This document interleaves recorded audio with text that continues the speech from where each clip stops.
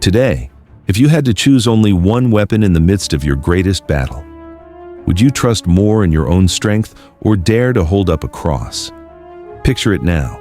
Thousands of soldiers marching on the horizon, war cries shattering the silence, the very scent of fear in the air. And among them, a single man with a steady gaze, humble robes and a cross held high.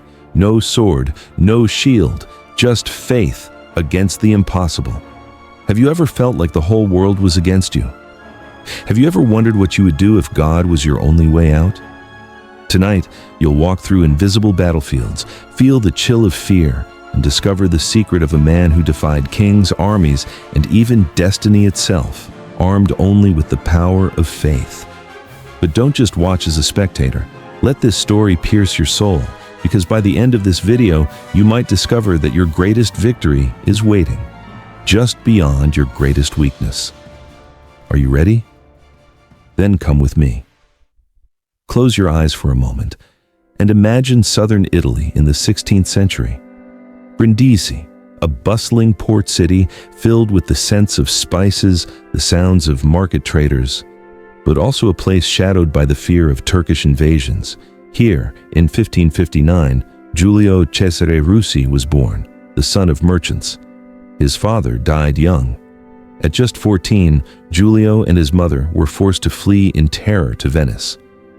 Do you know that feeling of having no ground beneath your feet, of having to start over? It was in exile, in the midst of uncertainty, that Giulio heard the call to become a Capuchin friar.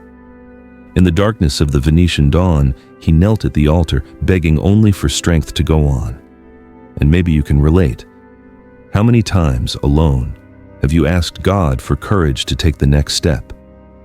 Lawrence, now with a new name, studied at the finest universities, mastering strange languages: Latin, Hebrew, Greek, French, German. Can you imagine preparing yourself so much without knowing if you'll ever be called to use it? Up to this point, would you have given up? If it were you, would you leave everything behind to answer God's call? Type in the comments, what was the greatest challenge you ever faced for your faith? Lawrence was ordained a priest in 1582 and never stopped. He traveled across Europe, Italy, Hungary, Bohemia, France, Spain, Portugal, always preaching, always uniting, always sowing hope where only fear once reigned. They say his voice was like thunder, but his eyes were filled with gentleness. Can you imagine having the power to change hearts just through words? In every city he passed, new Franciscan communities arose, new miracles, new conversions. And you? Have you ever seen someone change just because of something you said? Have you noticed how your witness can touch those around you? But the greatest battle was yet to come. The year was 1601. The Ottoman Empire was advancing into Europe, 80,000 soldiers ready to destroy, conquer, terrorize. The Pope called for Lawrence. You will go to war, not as a soldier, but as a chaplain, as a man of God. Imagine the fear, the weight of thousands of lives. Lawrence accepted. He walked to the front lines. He carried no weapon, only a cross. In the silence of night, while soldiers trembled with cold and fear, Lawrence prayed, fasted, wept for the living and the dead. At sunrise, he lifted the cross before the troops and shouted, "Do not fear! God is with us!" Witnesses say the army was inflamed with courage. Some claim to see a different light surrounding that man. The impossible happened. The Ottoman army retreated, and the city was saved. Have you ever seen the impossible happen? Have you ever witnessed a miracle or felt God move in your darkest hour? If so, tell us in the comments. Your story might strengthen someone watching right now. But Lawrence was not only a warrior. He wrote more than 800 sermons, many still studied today. He defended the Catholic faith against Protestants, dialogued with Jews, built communities where there had only been pain. He was Minister General of the Capuchins. He refused honors, slept on hard boards, fasted on bread and vegetables, prayed through the night. He knelt and prayed for everyone, even his enemies. Can you imagine that level of surrender? Today, who are the people you need to forgive? Why not write a name in the comments, someone you want to pray for right now? Lawrence's life ended far from home, in Lisbon, negotiating the freedom of the Neapolitans. He died suddenly at 60.